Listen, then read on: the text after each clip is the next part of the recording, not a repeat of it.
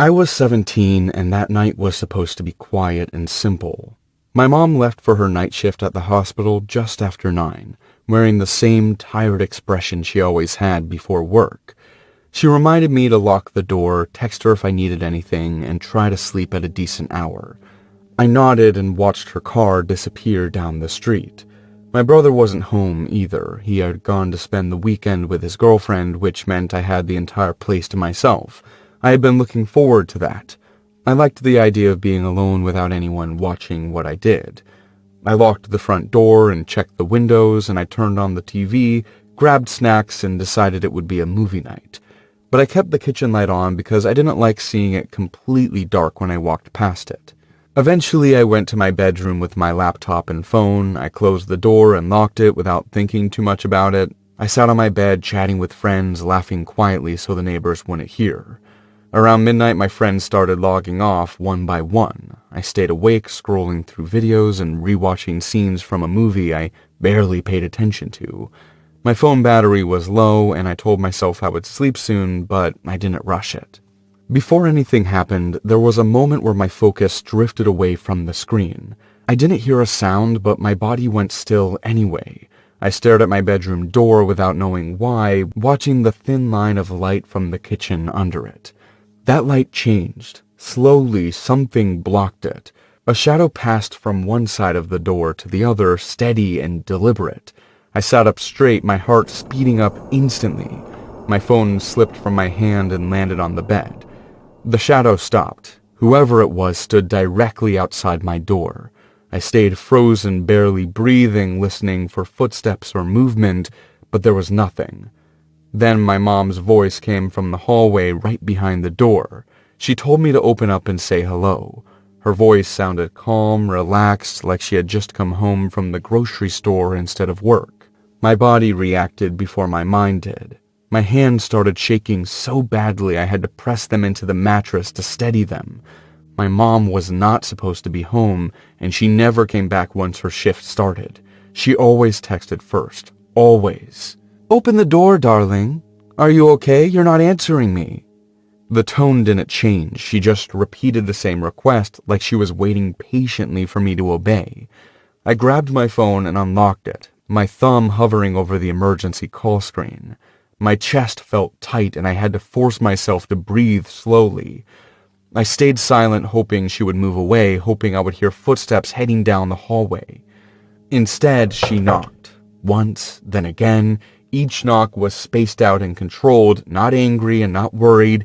That scared me more than yelling would have. My mom never knocked like that. Before the next thing happened, there was silence. Total silence. No knocking, no breathing, no movement. I waited, counting seconds in my head, hoping to hear her walk away. I leaned forward and whispered her name, barely making a sound. There was no response. I whispered it again, louder this time, my voice shaking. Her voice came back suddenly, louder and sharper. She asked what was wrong with me and why I was acting weird. The calm tone was gone, replaced by irritation that felt forced and unnatural. Then she started screaming. She shouted my name over and over, slamming her hand against the door hard enough to rattle the frame. The sound made me flinch and curl in on myself, covering my ears as tears filled my eyes. Just as suddenly, it stopped. The screaming cut off, leaving the house completely silent again. I sat there shaking, my thoughts racing and crashing into each other. Every instinct told me not to open the door, but another part of me needed to see what was there. I needed proof that this was real. Before I could change my mind, I unlocked the door and pulled it open. The hallway was completely dark. The kitchen light was gone, and the darkness felt heavy and wrong, filling the space in a way that didn't make sense. My eyes couldn't adjust, and it felt like the darkness was pressing toward me. Before I could step back, the darkness moved faster. It flooded the hallway and poured into my room, swallowing the light behind me. My room disappeared, and I was surrounded by nothing. I tried to move, but my legs barely responded. My breathing became loud and uneven, and panic took over completely. I forced myself forward, one step at a time, my hands shaking in front of me. Something screamed directly into my face. The sound was violent and overwhelming, and pain exploded across my skin. I felt claws tear into my arms, my neck, my face. I screamed and swung wildly, hitting nothing. I ran blindly, crashing into furniture and walls, tripping and falling until I slammed into my bedroom door. I forced it shut and locked it, flipping the light on with shaking hands. The room was normal again, but I wasn't. Blood ran down my arms and deep scratches burned across my skin. My shirt was torn and my hands shook so badly I could barely hold my phone. Before calling anyone, I listened. The hallway light was back on. Everything looked normal through the crack under the door, like nothing had happened at all. I called my mom, crying so hard I could barely speak. She answered from work, confused and scared, telling me she had never left the hospital and never spoken to me. She came home as fast as she could, and when she arrived, she found me sitting on my bed shaking and bleeding. She hugged me tightly and didn't let go. We checked the house together.